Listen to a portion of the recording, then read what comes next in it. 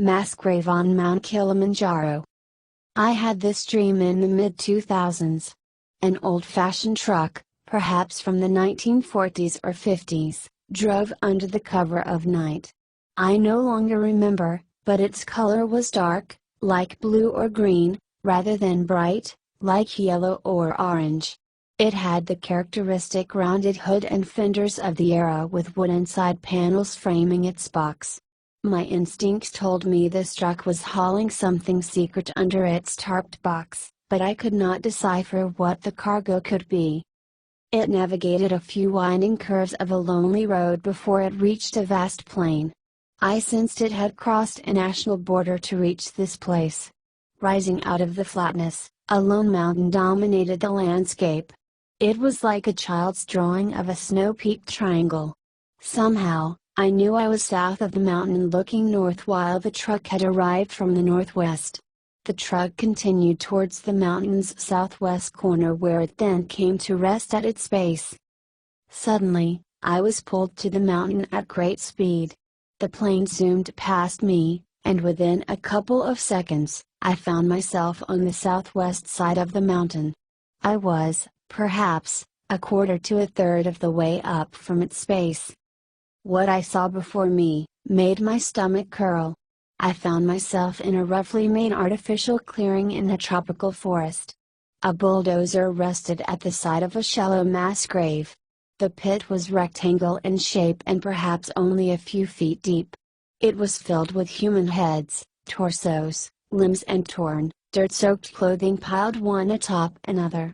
I did not want to be there anymore, but I had no power to change my dream. An African man, with a full-cheeked round face and heavy build, materialized before me. He raised his arm and pointed past my shoulder. Following his gesture, I turned around and saw another man hammering a signpost into the ground that read Camp Kilimanjaro. I turned around again to ask the full-faced man what the sign meant, but he was gone. Instead, a large, newly built hut, made to look rustic, stood before me. I felt it was an interpretive center, but I cannot say for sure. I had a sense that sleeper cabins were next to be built at this site. I heard the bulldozer's engine start to my left. I turned my head and saw the bulldozer digging at the far end of the grave. I did not want to see more, but I had no choice. My body was pulled right to the edge of the pit and an unknown force made me look down. In the massed tangle of body parts below, was the full-cheeked man's decapitated head. His eyes turned to look at me and then he smiled. The head said, "My wife doesn't know where my body is. I want her to know where I am." The scene then changed and men with large black bags began to clear the bodies. The evil of the place began to seep into my body and I became frightened. Why do I have to watch this? I don't want any more. The last image I saw before I awoke was the signpost. The wooden sign swung loosely on its post with only one nail to hold it up. I got the sense this meant the camp's construction would never be completed. I suddenly awoke to a pounding heart. Daylight filled my bedroom and I knew it was well past dawn. I sighed and lay in bed for a few moments to calm myself, but I did not get much of a chance to rest. I caught my breath when, in my mind's eye, the spirit of the African man appeared next to my bed. He smiled and brilliantly white teeth shone next to his very dark brown skin. He looked young, perhaps early to mid-30s.